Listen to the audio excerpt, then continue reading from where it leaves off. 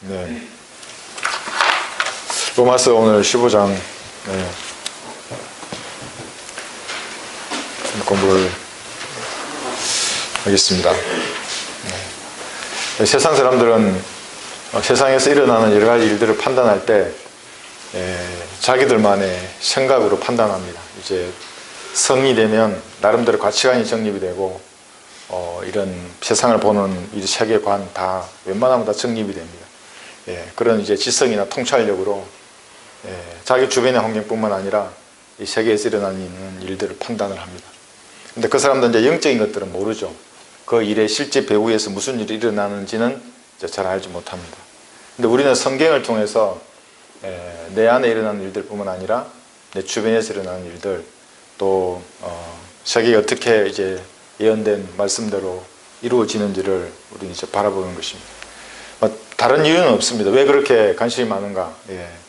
복음과 이 진리의 지식을 전파한 시간이 얼마나 남았는지를 가늠해 보는 것입니다. 그리고 복음을 전할 수 있는 시간을 주십시오.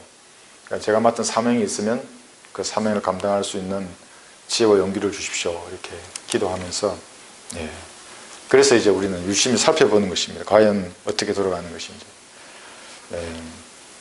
지금은 성경을 통해서 이렇게 우리가 세계를 바라보지만 셋째 하늘에 올라가고 나면 이제 그리스도 심판석을 거치고 이 땅에 내려오기 전에 이제 볼 것입니다. 7년 대환란이 어떻게 이루어질 것인지를 보는 것입니다. 그때 은혜의 복음을 전하지 않았던 것에 대해서 이제 후회해도 그때는 소용이 없습니다. 하늘에 올라가서는.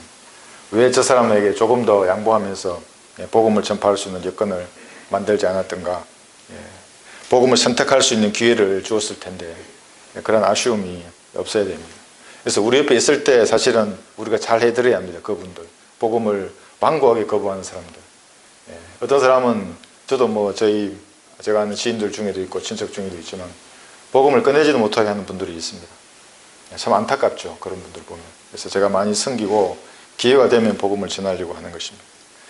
우리 유튜브 성도님 중에 여러분이 계신데 영등포 서울에 계시고 우리 교회 이제 전도지를 열심히 나눠주고 계십니다. 저 경상북도 칠곡에도 계시고 일산에도 계시고 부산에도 계시고 충청도, 전라도, 경기도, 서울 여러 곳에서 열심히 그림 전도지를 나눠주고 있습니다. 일본으로 된 전도지도 지금 이제 일본으로 가고 있는데 나눠주고 있습니다. 열심히 얼마 남지 않은 이때에 전도지 나눠주고 은혜의 복음을 전하는 이 일에 제가 매진을 해야 되겠습니다. 또 제가 한 주를 보니까 국내 뉴스는 제가 가끔 봅니다. 시간도 없지만 이미 대부분의 언론과 우리는 이런 것들 다 장악이 되어 있기 때문에 미국의 부정선거가 어떻게 돌아가는가 여러분 뉴스를 보셨겠지만 정말 눈에 보이는 이 정부 이 뒤에 있는 그 세력들이 있습니다. 이 정부를 이렇게 이끌어 실제적인 그 세력들이 정부를 이끌어가는 것들이죠. 그걸 이제 그림자 정부라고 하는데 정말 거대하다는 것을 봅니다.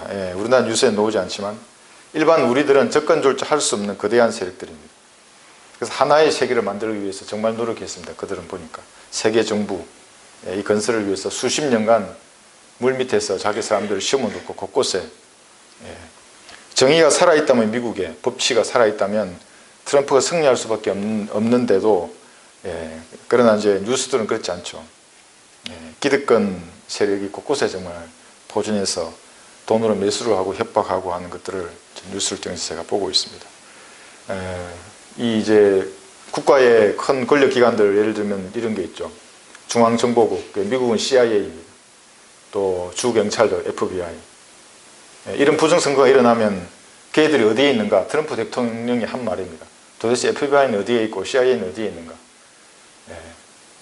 이 거대 권력들, 국방부 장관도 마찬가지입니다. 이 세 개의 거대 권력기관에 많은 그림자 정보 요원들이 사실은 들어와 있는 것입니다. 그래서 이제 도미니언 지난번에 말씀드린 투표를 하고 나면 그 투표 수를 계산해내는 그 시스템이 서버가 독일 프랑크푸르트에 있었는데 미국에서 CIA에 말도 하지 않고 이제 국방부 장관 트럼프의 명령이었겠죠. 델타포스 팀이 이제 습격을 해서 그 서버를 확보를 했는데 거기에 CIA 국장이 있었다고 합니다. CIA 요원도 사망하고 1명, 델타포스 요원들도 5명이 사망했는데 정말 그 무서운 세력들입니다. 그 FBI는 전혀 불법이 이렇게 자행되고 있는데도 수사 조치하지 않고 이제 수사한다고 합니다. 이제서야 시간이 이제 12월 8일이면 선거인단을 구성해야 되는데. 예. 그래서 이제 그뿐만 아니라 미국의 국방장관이 새로 임명이 됐는데 그 사람은 보고를 중간 계통을 거치지 말고 자기에게 직접 하라고 그렇게까지 말을 해놓은 상태입니다. 그러니까 이 하나의 세계를 구축하려는 이런 세력들이 이제 수면 위에 올라온 정도가 아니라 거의 장악을 하려고 하고 있는 것입니다. 그래서 미국에 있는 어떤 유명한 이 박사인데 이분은 이름은 실명은 밝히지 않고 30년 전에 미국으로 이민을 했는데 그때 처음에 이민 올 때는 중국이 미국화 될 줄 알았답니다. 중국의 공산당이 무너지고 미국처럼 이렇게 자유 세계로 바뀔 줄 알고 미국으로 왔는데 지금 미국이 중국화되고 있는 현실에 직면해 있다. 사회주의화 되는 겁니다. 미국이. 그래서 르크만 박사님이 그렇게 강조했던 겁니다. 미국이 공산주의화 된다. 제가 지난주에도 말씀드렸지만 저는 그 책을 읽을 때 이해가 안 갔습니다. 르크만 목사님, 아니 도대체 미국이 자유민주주의 국가인데 어떻게 그게 공산주의화 되는가. 지금 너무나 거대한 세력들이 이렇게 다 드러나고 있는 것입니다. 예. 미국의 그 상공호 군사정보대대가 있습니다. 이게 화이트 해커인데, 그러니까 이제 이게 공개된 해커인데, 인터넷을 통해서 부정선거에 연루된 나라들이 어디인지를 밝혀냈다고 합니다. 예, 그 서버에서. 자기가 증거를 가지고 있다고. 이제 이게 다 공개가 되고 있는데, 예, 그래서 이제 우리가 보는 것입니다. 바이든이 승리하면 중국이 살아나고 사회주의 이 독재가 승리하는 겁니다. 세계가. 예. 그럼 우리가 복음을 전할 수 있는 기간은 사실 더 줄어드는 겁니다. 예, 즉 외국의 사례는 이렇고요. 우리 그 국내 뉴스 중에는 이런 게 이제 뉴스가 나오는데 뭐냐면 북한에 복음을 전하는 그 대북 전단을 보내는 거는 이미 그 2016년도에 대법원에서 그건 합헌이라고 얘기를 했습니다. 경찰은 다만 막을 수만 있을 뿐입니다. 체포할 수도 없고 저지할 수도 없은. 위험하면 막을 수만 있다고 이미 그런 판례가 있음에도 불구하고 불법적인 행정명령을 11월 30일까지 내렸다가 어제 또 어떻게 했냐면 이제 끝날 줄 행정명령은 풀렸는데 법률로 통과시키기 위해서 민주당이 이제 국회에서 그 외통위를 통과시켰습니다. 그 위원장 단독으로. 이거는 반헌법적인 법률입니다. 지금 이제 국민의힘에서 위헌 청구 소송을 진행한다고 하는데 모르겠습니다. 어떻게 될지는. 우리나라도 이렇게 갈수록 복음을 전할 수 있는 것들을 막고 있는 것입니다. 이거 다음에는 이제 차별금지법이 있겠죠. 그것이 국회를 통과하면 이제 실제적인 그런 위협들이 법률로서 이제 그리스도인을 조여오게 되는 것입니다. 이것을 제가 한번 보았고, 그 다음에 이제 이스라엘에서는 지난주에 무슨 일이 있었냐면 이란의 핵과학자를 암살을 했습니다. 이스라엘에서. 지금까지 60에서 70명의 이란 핵과학자들을 다양한 방법으로 암살을 했는데 이스라엘에서 이것이 국민의 생명과 재산을 보호하는 국가의 책무를 올바르게 수행하고 있는 국가입니다. 이스라엘. 우리나라에는 그렇지 않았죠. 우리나라는 정말 굴종 외교를 하고 있죠. 북한에서. 자국 국민이 서해상에서 총살을 당하고 시신을 태워주는데도 종전선언을 해야 한다고 말하는 그런 대통령이 우리나라에 있는 것입니다. 똑같습니다. 그러니까 중국이나 우리나라나 사회주의 통하는 국가들입니다. 그래서 우리는 어찌되었든 하여튼 복음을 전하고 진리의 지식을 전파하는 데에 매진을 해야 되겠습니다. 국내나 해외 상황이 이렇게 돌아가더라도. 그래서 로마서 15장에는 이제 두 가지를 중점적으로 보겠습니다. 15장 3절하고 여기 18, 19절에 나와 있는 표적에 관계된 겁니다. 우선 3절부터 한번 보겠습니다. 15장 3절입니다. 로마서. 그리스도께서도 자신을 기쁘게 하지 아니하셨으니 기록된 바 주를 비방하는 자들의 비방이 내게 임하였나이다 한가 같으니라. 이렇게 말씀하십니다. 주를 비방하던 자들의 비방이라고 하면 비방은 이제 험담하고 비웃고 조롱하는 것을 말합니다. 이런 비방들은 십자가 위에서 예수님이 받으셨던 그것이 우리에게 임하는 겁니다. 이제 왜냐하면 예수님께서는 자신의 임무를 다 하시고 구약 성도들을 낙원에서 땅속에 있는 낙원에서 모두 때리고 이제 올라가셨습니다. 부활해버렸습니다. 이 땅에는 없습니다. 보이지 않습니다. 하나님이라는 것. 이 땅에 보이는 것은 두 개 보이죠. 두 개. 하나가 성경입니다. 하나님에 대해서 찾을 수 있는 겁니다. 또 하나가 성경대로 믿는 그리스도입니다. 이게 두 개 보입니다. 하나님은 보이지 않습니다. 예수님 이 땅에 계셨지만 의로우신 예수님을 십자가에 못 박아 죽여버렸습니다. 그러니까 누구든지 지금 예수님 영접하고 이 말씀을 믿는 그리스도인하고 이 성경입니다. 그래서 모든 비방은 이 두 곳에 집중하는 겁니다. 그러니까 마귀의 주타격 방향은 다른 것이 아닙니다. 말씀과 그리스도인입니다. 그러니까 말씀은 그래서 계속해서 말씀을 변개시키려고 하는 겁니다. 말씀을 변개시키면 그리스도인이 말씀을 통해서 하나님을 나타낼 것인데 변개된 말씀은 그건 마귀의 교리가 되는 겁니다. 그러니까 사람을 지옥으로 보낼 수 있는 가장 좋은 게 뭐냐면 하나님의 말씀입니다. 변개시켜버리면 됩니다. 그럼 다른 교리가 나오는 거죠. 행위 구분이 자동으로 나오는 겁니다. 순수한 말씀의 젖으로 자라게 하는 것인데 말씀의 젖으로 마치 구원받는 듯이 구원에 이르도록 자라게 하느니라.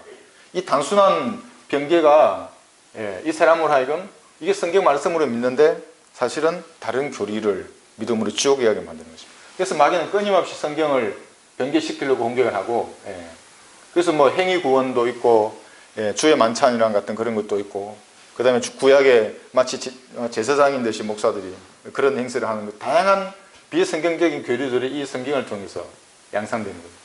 그럼에도 이제 보존된 성경을 받고 있는 우리에게는 다양한 실족할 수 있는 거리들 죄를 짓고 세상으로 가기도 하고 그러니까 보이는 것은 성경과 그리스도인인데 이 어느 정도 성공했습니다. 한국에만 하더라도 우리 킹제임 성경뿐만 아니라 다양한 성경들이 나와 있고 영어로 된 성경은 또 몇 권이나 있겠습니까? 수십 종류의 영어 성경들이 나와 있는 거예요. 권위 위에 또 다른 권위를 올리고 오고 사람들은 알고 다양한 성경이 있는데 그 중에 하나가 이 킹제임스 버전이다. 이것도 버전일 뿐이다. 원본이 더 정확하지 않느냐 그러면서 원어 성경을 또 말하는 사람들도 있습니다. 그러나 얘기해 보면 사실은 아무것도 모릅니다. 그 사람들은. 원어를 아는 사람들. 제가 지난번에 한번 얘기했죠. 원어 성경.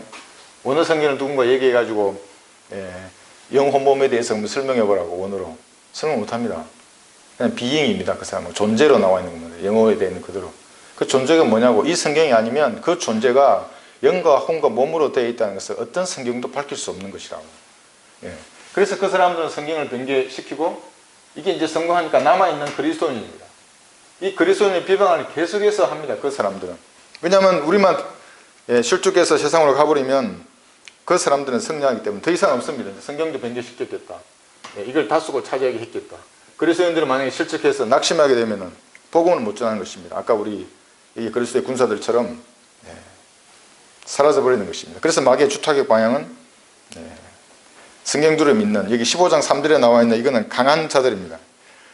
여기 우리 가운데 여기 2절 보시면 우리 가운데 각 사람은 선을 위하여 자기 이웃을 기쁘게 하고 세워주자 하면서 이제 3절을 말합니다. 역시 우리가 이제 1절에 나와 있는 우리 강한 자들입니다.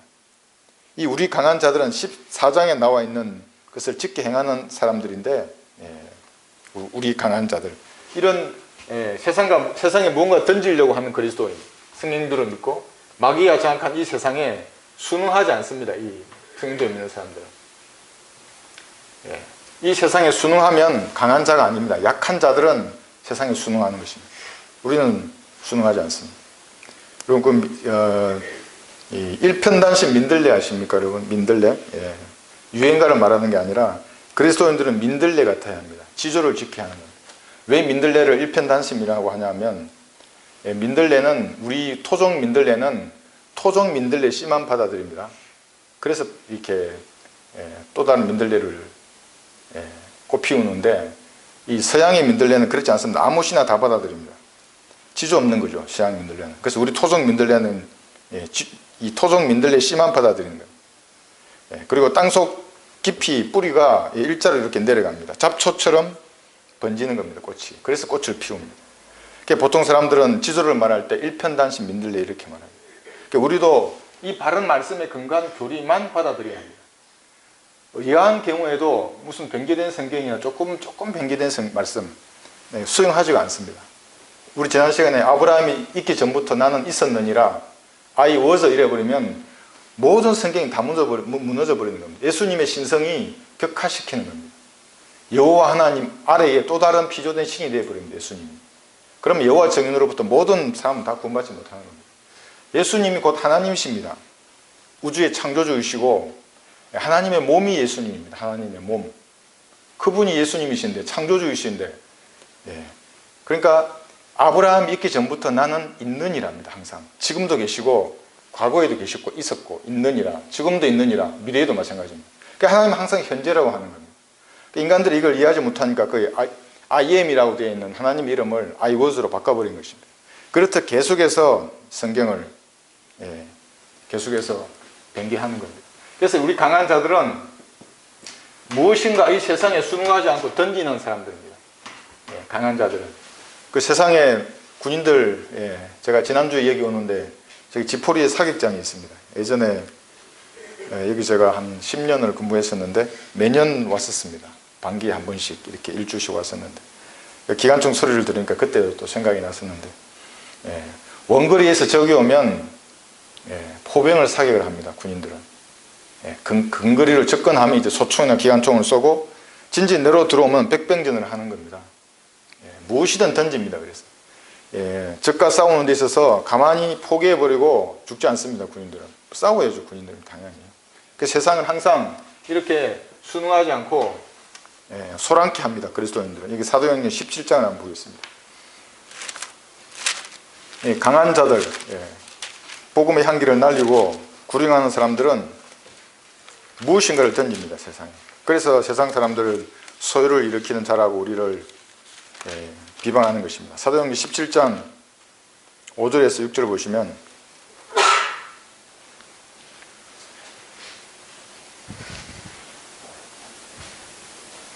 그러나 믿지 않은 유대인들은 시기하여 시장터에서 불량배들을 데리고 와서 무리를 모아 온 성읍을 소란케 만들고 야손의 집에 쳐들어가서 사도들을 백성들에게 끌어내리려고 하더라.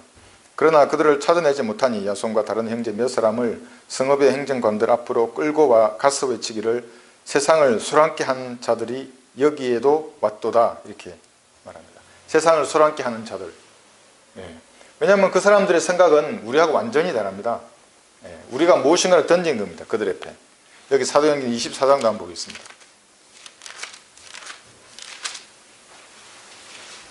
24장 2절을 보시면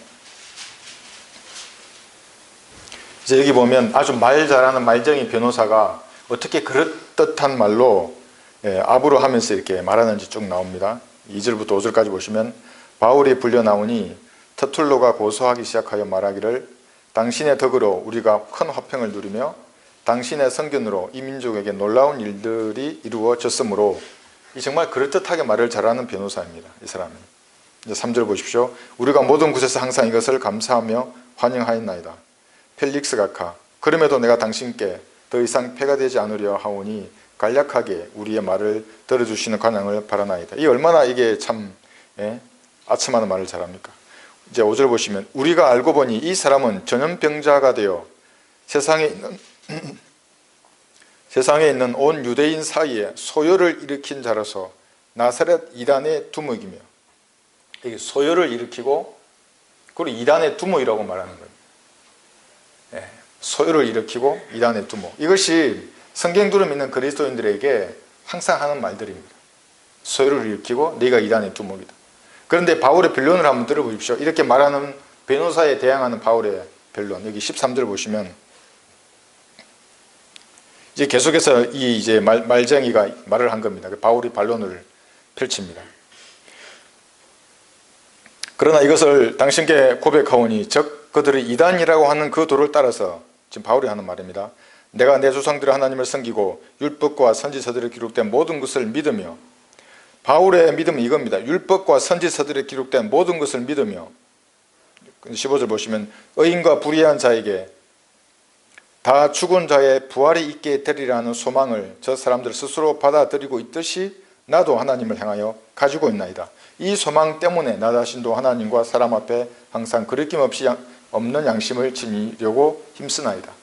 세상 사람들은 우리를 보고 소요를 일으키는 자라고 했는데 마지막 남은 비방을 막 하죠. 이제 온갖 비방과 험담을 다 합니다. 뭐 이단이라고 말할 뿐만 아니라 다양한 비방을 하죠. 그런데 여기 보면 우리를 이단이라고 하는데 우리는 하나님을 섬기고 율법과 선지서들에 기록된 것을 믿는 겁니다. 특별한 게 없습니다. 그 부활을 믿고, 이게 성경에 나오는 기본적인 것들입니다. 이것을 믿는데 이단이라고 지금 말하고 있는 것입니다. 예. 이것이 이제 성경에서 처음으로 이단이 등장했는데, 예.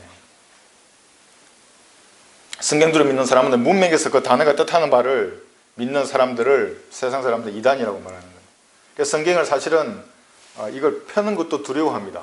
진짜 이단들하고 만나서 얘기하지 않습니까? 무슨 목사들, 뭐 전도사들, 다른 교회 다니는 사람들, 이 펴면 벌써 말을 안 듣습니다. 무슨 성경이냐 그러고, 그 성경은 그 뜻이 아닐 것인데 뭐. 예. 고린도전서 11장 1절에 보시면 이렇게 문맥에서 말하는 것을 믿는 이것을 따르라 말합니다. 사도 바울은 자신을 따르라고 좀 전에 말하는 거죠. 하나님을 섬기고 율법과 선지서들에 기록된 것을 믿으며, 예.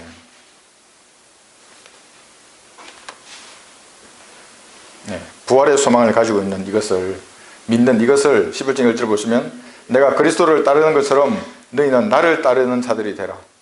여기서 따른다는 말이 이 말도 되는 겁니다. 우리 지금 이단인에 대해서 말하는 그 변호사에 대해서 바울이 변론할 때 우리가 믿는, 내가 이것을 믿는데 이것을 따르라, 지금 이렇게 말하고 있는 것입니다. 세상에 속한 사람들이 보기에는 이 바이블 빌리버들은 항상 세상은 소란케 하는 자들입니다. 순응하지 않습니다. 우리는 세상에. 세상도 세상에 있는 것들도 사랑하지 말라고 하는 것이 하나님의 말씀이기 때문에 반성경적인 어떤 것과도 타협하지 않습니다. 그러니까 어떤 사람들 보기에는 우리가 참 외골수로 보이죠. 조금 이렇게 좋은 게 좋은 건데, 좀 좋게 봐주면 되지. 왜 끝까지 그걸 그렇게 뭐 비판하고 뭐 그러냐고. 반성경적인 것을 어떻게 타협할 수 있습니까? 다른 것은 해줄 수 있어도 그렇습니다. 그래서 마귀가 시퍼렇게 눈을 뜨고 있는 이 상황에서 이 땅에 하나님에 대해서 보여줄 수 있는 유일한 사람은 이 성경들을 믿는 사람입니다. 그래서 어떤 비방이나 두려움이나 위협 앞에서도 그리스도인들은 자신의 신앙을 포기하지 않고 하나님의 빛을 발해야 하는 것입니다. 예수님에 대한 지식이 향기를 날리고 우리의 말이나 행동이나 삶을 통해서 예수님의 모습을 보게 해야 하는 것입니다. 그래서 경건이라고 할 때 그것은 예수님과 같은 것입니다. 예수님은 말하는 것처럼 말하는 것입니다. 그래서 성경에는 말을 좀 자제하라고 계속해서 말하는 것입니다. 말을 많이 하지 말라고. 특히 믿지 않는 세상 사람들하고 얘기할 때는 말을 자제해야 하는 거예요. 들어주고 그 다음에 내가 필요할 때 복음을 말하는 것입니다. 그러면 우리가 무엇인가 하면 사도행전 9장에 보시면 예. 9장 13절 보시면 사도행전 9장 13절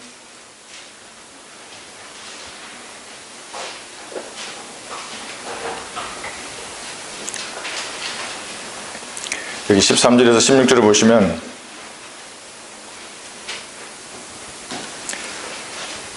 지금 사도 바울이 이제 회심에 따른 사건들이 쭉 나오고 있습니다. 아나니아가 대답하기를 주여 내가 이 사람에 대하여 여러 사람으로부터 듣기로는 그가 예루살렘에서 주의 성도들에게 갖은 악한 짓을 행하였으며 여기에서도 그가 선임 제사장들로부터 주의 이름을 부르는 모든 사람을 잡으라는 권한을 받았다 하더이다 라고 하더라. 그러나 주께서 그에게 말씀하시기를 내 길을 가라. 이는 그가 이방인들과 왕들과 또 이스라엘 자손들 앞에서 내가 내 이름을 증거하기 위하여 내가 선택한 그릇입니다. 그가 나의 이름을 위하여 얼마나 큰 일들로 고통을 받을 것인가를 내가 그에게 보여주겠노라고 하시니, 이게 바울에게만 해당되는 것이 아닙니다. 여러분에게도 해당되는 것입니다. 말씀대로 이 보존되는 말씀의 가치를 알고 여기서 교훈과 교리를 얻은 성경들을 믿는 그리스도인들도 하나님께서 이 목적으로 사실은 다 선택한 그릇들입니다. 이 마지막 때에 은혜의 복음을 증거하기 위해서. 자연스러운 것입니다. 그들의 비방이 우리에게 쏟아져 있는 것은. 그래서 그들이 구축한 왕국의 절정을 향해서 지금 나아가는 마지막 때입니다. 그래서 이러한 때에 그들의 비방에 대해서 두려워하지 말고 지혜와 용기를 가지고 주님의 일에 전념을 해야 되겠습니다. 다음에 여기 15장 다시 돌아가서 로마서요.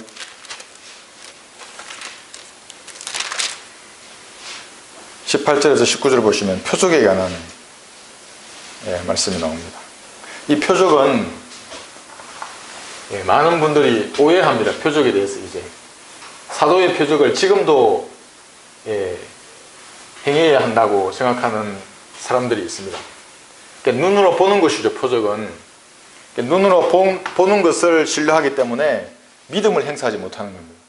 구원받을 수 없습니다. 그런 사람들 믿음으로 예수를 영접해야 되는데 자꾸 눈으로 뭔가 보려고 하기 때문에 사실은 구원도 받을 수 없는 것입니다. 18절에서 19절 보시면 그리스도께서 이방인들을 순종하게 하시려고 나를 통하여 이루고 하신 것들 외에는 어떤 것도 내가 감히 말하지 아니하겠노라. 그것들은 말과 행위로 능력 있는 표적들과 이적들을 통하여 하나님의 영의 능력으로 이루고 하신 것이라. 그리하여 내가 예루살렘으로부터 인류 이음 근방까지 그리스도의 복음을 온전히 전파했노라. 여기 이제 조금 이 표적에 대해서 이제 우리가 알아야 될 것들이, 우리는 이제 이 기초적인 것이기 때문에 아마 다른 가족에서 다 한 번씩은 다 하셨을 것입니다. 왕국 복음을 전할 시기가 있었고, 은혜의 복음하고, 성경을 아무리 봐도 왕국 복음을 전할 때에는 표적이 따릅니다. 은혜의 복음은 표적이 없습니다. 이제 몇 가지 구절 한번 보겠습니다. 여기 유대인들은 표적을 구했죠. 여기 고린도전서 1장 20절을 보시면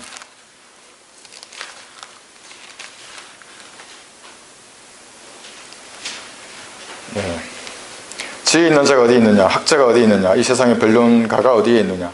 하나님께서 이 세상의 지혜를 어리석게 만든 것이 아니냐. 하나님의 지혜에 있어서는 세상이 그 지혜로 하나님을 알지 못하였기에 하나님께서 복음 전파에 어리석음으로 믿는 자들을 구원하시기를 기뻐하셨느니라. 유대인들은 표적을 구하고 헬라인들은 지혜를 찾지만 우리는 십자가에 못 박히신 그리스도를 전파하노니 이것이 유대인들에게는 거치는 것이 되고 헬라인들에게는 어리석은 것이 되지만 부르심을 받은 사람들에게는 유대인들에게나 헬라인들에게나 그리스도는 하나님의 능력이요 또 하나님의 지혜니라. 여기 표적을 구한다고 유대인들 분명히 말을 하고 있습니다. 눈에 보이는 것을 구하는데 십자가에 못 박히신 예수님을 믿으면 구원받는다고 하니까 그 사람들에게는 어리석게 여겨지는 거예요. 거치는 것이 되고 헬라인들에게도 어리석은 것으로 그렇게 여겨지게 됩니다. 이 표적은 출애굽기 4장 8, 9절에서도 표적의 소리라고 말하는 거예요.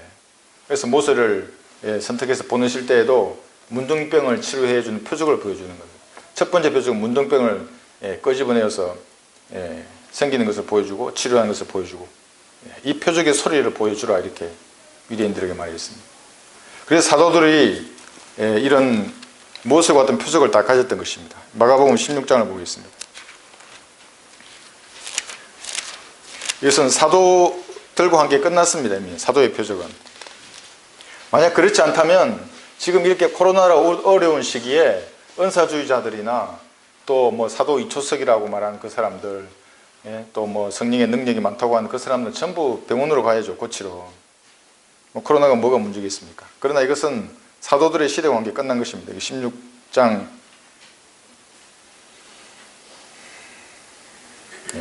14절에서 보시면 그 후 11명이 앉아 식사할 때에, 지금 제자들이 앉아 있는 겁니다. 여기 그 유대인 제자들입니다. 이방인들이 아니고 그리스도인도 아니고, 주께서 그들에게 나타나시어 그들의 믿음 없음과 마음이 완악한 것을 꾸짖으시니 이는 그들의 주께서 살아나신 후 주를 본 자들의 말을 믿지 아니하였기 때문이라. 꾸짖으십니다. 믿지 않는 것을 보고. 또 주께서 그들에게 말씀하시기를, 이 그들입니다. 그리스도인들이 아니고 이러한 제자, 너희는 온 세상에 가서 모든 피조물에게 복음을 전파하라. 믿고 침례를 받는 자는, 지금 두 가지를 말하는데, 믿고 먼저 침례를 받는 자는 구원을 받을 것이나 믿지 않는 자는 정잠을 받으리라. 이것은 우리 은혜의 복음하고는 다릅니다. 내용 자체가. 이제 17절 보시면 믿는 자들에게는 이러한 표적들이 따르리니, 이 표적이 말합니다. 내 이름으로 그들이 마귀들을 쫓아내고 또 새 방언 들로 말하리라. 그들은 뱀들을 집을 것이요 어떤 독을 마실지라도 결코 해를 입지 않을 것이며 병자에게 안수하면 그들이 회복되더라고 하시더라. 이것이 표적입니다. 지금 말씀드린 게 표적. 이 왕국 복음. 그러니까 부활한 예수님께서도 부활하기 전에 이 땅에 계셨을 때, 초림 때 땅에 계셨을 때도 왕국 복음을 전하셨고, 십자가에서 죽으시고 부활하신 다음에도 왕국 복음을 지금 전하십니다. 언제까지? 사도행전 7장까지. 스데반 집사의 마지막 예수님께서 일어서 계셨을 때 그때까지 전파된 복음이 이 왕국 복음입니다. 그러니까 믿음만이 아니고 물에 뛰어드는 행위, 믿고 침례를 받는 자에 대해서 말하는 것이고 이런 표적을 따를 것이라고 말하는 겁니다. 다 사람들은 안 들었죠. 이제 거부해버렸죠. 사도행전 7장에서. 그러니까 사도행전 8장부터 이제 은혜의 복음이 이제 전파되는 겁니다. 그리고 이 표적은 언제 다시 반복됩니까? 대환란 때 예수님의 재림을 기다리고 있는 그 대환란 기간에 다시 전파될 때에 이 표적이 그때 나타나는 겁니다. 그런데 이제 그렇지 않고 지금 만약에 이 표적을 행한다고 말하는 사람들, 안수하면 마귀를 떠나고 병든 자를 고치고 그렇게 말하는 모든 자들은 마귀 들린 자들입니다.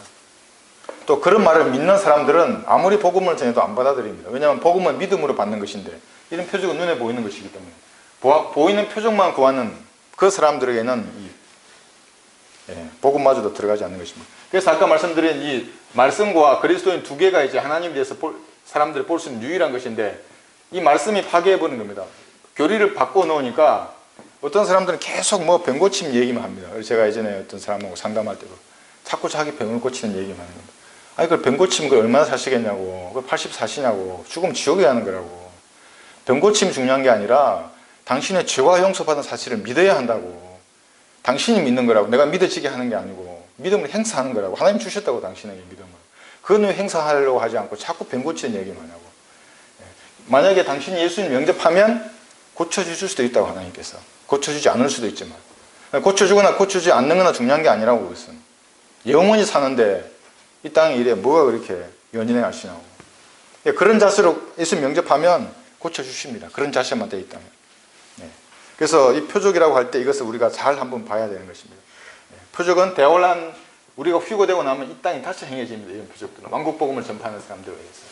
그런데 지금 만약에 이 표적을 강조하게 되면 은혜의 복음을 받아들일 수 없는 겁니다. 믿음으로 이건 예수님을 받아들이는 것인데 눈으로 보는 표적을 자꾸 행해보라는 거예요. 저보고 표적을 행하라 그러면 저한테 10분만 주면 행할 수 있습니다. 표적을.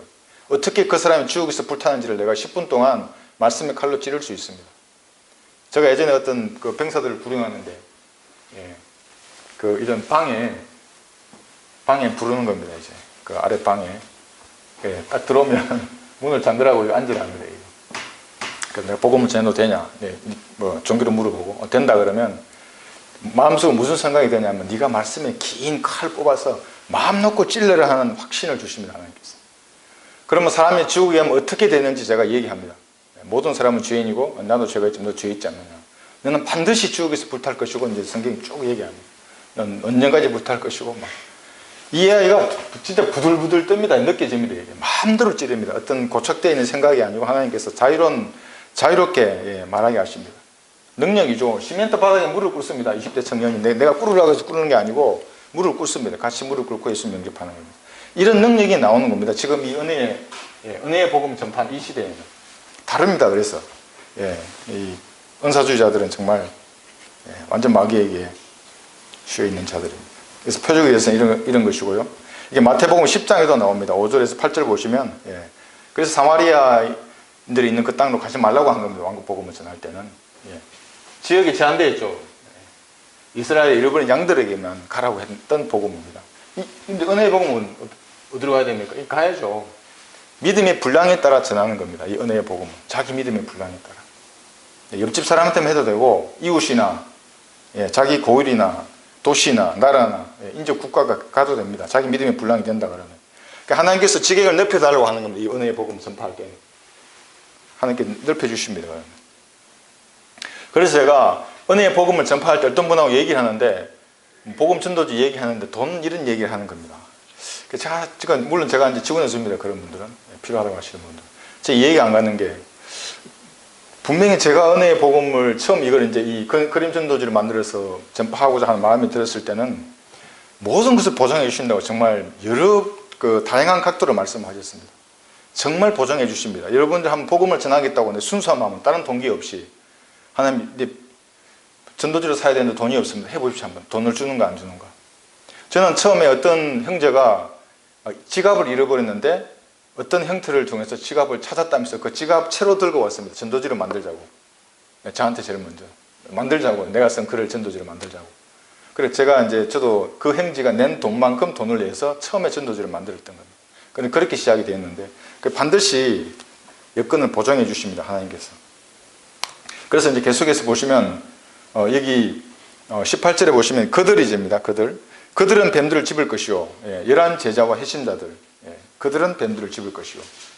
지금 은혜의 시대가 아닙니다. 지금 마가복음 16장 하는데 그들은 뱀들을 집을 것입니다. 대환란 기간이 되면 초림 당시에 사도행전 7장 이전에는 그렇게 됐던 것입니다. 근데 지금은 아닙니다. 이후에 사도의 표적들은 다 사라져 버렸습니다. 디모데후서 4장 20절에 보시면 그래서 병고침 얘기를 하면 물론 지금도 병이 고쳐지는 것은 있습니다. 왜냐하면 의인의 열렬한 기도는 효과적입니다. 그러니까 병든 자를 고치게 하는 것입니다. 그런데 특별한 힐러는 없습니다. 어떤 사람만이 그런 병 고치는 은사를 가져서 안수하면 병이 떠나고 그런 것은 없습니다. 여기 디모데후서 4장 20절에 보시면 바울도 없어졌습니다. 이제 에라스토는 고린도에 머물러 있고 트로피머는 몸이 아파서 밀레토에 남겨두었느니라. 이렇게 죽은 자도 살렸던 사도가 이제는 자기 필요한 동력자조차도 고치지 못하고 남겨두고 온 겁니다. 이렇게 표적이 사라졌던 겁니다. 디모데 전서 5장에 보셔도 전서 5장 23절 보시면 이제부터는 물만 마시지 말고 내 위장과 자주 앓는 질병을 위하여 포도주를 조금씩 쓰라 이렇게 말씀하십니다. 고치라고 하는 거죠. 이렇게 지금은 이런 포도주 쓸 필요 없습니다. 위장약이 있으니까. 그러니까 이런 것들이 천국 복음과 은혜의 복음이 다르다는 것이 확연히 드러나 있습니다. 그럼 그리스도인들은 눈에 보이는 이런 표적들을 행하는 것이 아니라 그럼 우리는 뭐냐면 고린도전서 여기 4장 1절 보시면 하나님의 신비들을 맡은 청직입니다. 우리가 그 초림 당시의 사도들보다 우리가 얼마나 더 큰 일들을 하는지 한번 보겠습니다. 하나님의 신비들을 맡은 청직이 병든 자를 고치는 것을 큰 일을 하는 것 같지 않습니까? 눈에 보기에는 그래 보입니다. 고린도전서 4장 1절 보시면 그러므로 사람들이 우리를 그리스도의 일꾼이며 하나님의 신비들을 맡은 청지기로 여기게 하라. 어떤 신비가 있습니까? 7가지 신비 지난번 했을 때 하나님의 신비를 맡은 청지기가 사도들이 했던 표적보다 훨씬 더 큰 일을 할 수 있는 것들입니다. 첫 번째가 경건의 신비입니다. 이것을 우리가 맡은 겁니다. 이것을 사람들에게 얘기해 줄 수 있습니다. 이게 뭐냐면 예수님이 우주의 창조주이십니다. 그러니까 아버지와 말씀과 성령이신데 이게 한 분 하나님입니다. 삼위일체를 거부하는 모든 이단들은 구원받을 수 없고 모든 영적인 눈이 막혀져 있는 사실은 마귀의 종들입니다. 이분 중에 한 분이 이 땅에 내려오신 예수님입니다. 육신을 입고 오셨습니다. 이름은 다르죠. 여호와 하나님, 성령 하나님, 예수님. 그런데 한 분 하나님인 겁니다. 그러니까 인간의 이성으로 이해하지 못하니까 이게 피조된 신이다. 예수님께서 이제 이래버리면 여호와 정이 되는 것이고 또 이게 예수님이니까 이만희이거나 뭐 이재록이거나 또 뭐 안산홍이거나 이런 이상한 말들이 계속해서 나오는 겁니다. 예수님이 여호와 하나님이신데 구약에 여호와 하나님이 육신으로 오신 분입니다. 그래서 나와 아버지는 하나이니라 이렇게 말하는 겁니다. 사람들이 이걸 이해를 못하는 겁니다. 제도가 된 교인들도 예수님 그러니까 예수님만이 하나님이다. 여호와 하나님과 성령 하나님도 없고 오직 예수님이만 있다라고 하는 은사주의자들도 있고 여호와 하나님 별도로 피조된 하나님 별도로 이렇게 믿는 이단들이 생깁니다. 그래서 우리가 경건의 신비를 우리는 말할 수 있는 겁니다. 여기 많은 구절이지만 이사야서 9장 6절만 보시면 예수님을 하나님으로 믿지 않으면 신앙은 성장할 수가 없습니다. 우주의 창조주이십니다. 예수님께서 그분 앞에 나가서 무릎을 꿇는 그 자세로 그분 앞에 나가야 합니다. 창조주 앞에. 여기 이사야서 9장 6절 보시면 예수님을 아버지라 부릅니다. 여기 보면 이는 우리에게 한 아이가 태어났고 우리에게 한 아들이 주어졌음이니 정부가 그의 어깨 위에 있을 것이요. 있을 것입니다. 예수님 재림하시면 모든 정권이 다 무너질 것입니다. 그의 이름은 경이로운 분이라 상담자라 능하신 하나님이라 여기 능하신 하나님이 이건 하나님이라 영원하신 아버지라 화평의 통치자라 불리리라. 영원하신 아버지라 불리는 겁니다. 이 지금 여호와 하나님의 갖출 그 모든 조건을 예수님에 대해서 말하고 있는 거예요. 이 하나만 하더라도 참 이 경건의 신비를 우리가 맡은 겁니다. 우리가. 그 다음에 우리 안에 계신 예수님. 구약에도 성령을 받았던 사람들이 있습니다. 안에 들어왔던 사람이 있고 위에 머무르던 사람도 있고. 그런데 예수님에 관한 지식은 그들에게 없었죠. 그런데 우리는 성령께서 우리 안에 들어오실 때 예수님이 죽으신과 부활을 아는 그 지식이 우리한테 있기 때문에 너희 안에 계신 그리스도 이렇게 말합니다. 예수님이 우리 안에 들어와 있는 겁니다. 이게 이제 두 번째 신비고, 세 번째가 교회죠, 교회. 교회가 뭐냐면 이제 교회와 예수님이 한 몸인 겁니다. 이게. 그러니까 우리가 그의 몸과 그의 살과 뼈의 지체가 되는 겁니다. 하나님과 지체입니다. 우리가 지역교회에 속해 있으니까 지역교회를 운영하는 그 지체일 뿐만 아니라 여러분들은 예수님의 몸을 구성하는 지체가 되는 겁니다. 이 신비 중에. 그러니까 사실 이 표적들을 해왔던 눈에 보이는 뭐 병을 고치고 하는 그러한 것들보다는 엄청난 향상된 지식입니다. 그 다음에 이스라엘의 회복, 큰 바빌론, 불법의 신비, 휴거의 신비, 이러한 신비들이 우리에게 맡아져 있는 겁니다. 이것은 참으로 위대한 신비입니다. 그래서 요한복음 14장 12절에서는 이렇게 말씀하십니다. 그래서 저는 은사주의자들을 만나면 항상 그런 얘기 해줍니다. 당신 병을 고치면 몇 년은 더 살 것 같냐고. 구원받는 게 우선이라고. 오늘 병 고치가 나왔는데 내일 교통사를 죽으면 그 고쳐봐야 뭐 하는 것이냐고. 물론 이제 좋은 얘기를 하다가 마지막 끝까지 안 들으면, 요한복음 14장 12절 보시면, 진실로 진실로 내가 너희에게 말하노니 나를 믿는 자는 내가 하는 일들을 할 것이요 또 이보다 큰 일들을 할 것이라. 이는 내가 내 아버지께로 가기 때문이라. 물론 이 큰 일들이라는 것이 뭐 손수건을 만져도 뭐 이렇게 병자를 낫게 한다거나 사도들이 죽은 자를 살리고 그런 일도 되지만, 사실은 우리는 영원한 생명을 줄 수 있는 겁니다. 영원한 생명을, 단순한 병 고치는 것이 아니라 더 큰 일을 우리가 할 수 있는 것입니다. 이렇게 오늘 로마서 15장 여기까지만 하겠습니다.